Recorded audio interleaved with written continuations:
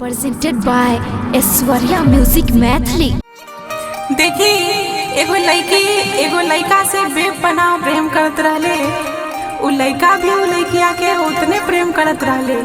जब उ लड़कवा के शादी हो गई तो उ लड़की के अचानक पता चलल। तो उ लड़किया कौन भाव में बोलतिया आ कैसे कहतिया, चली इ गीत के माध्यम से सुनावत आनी।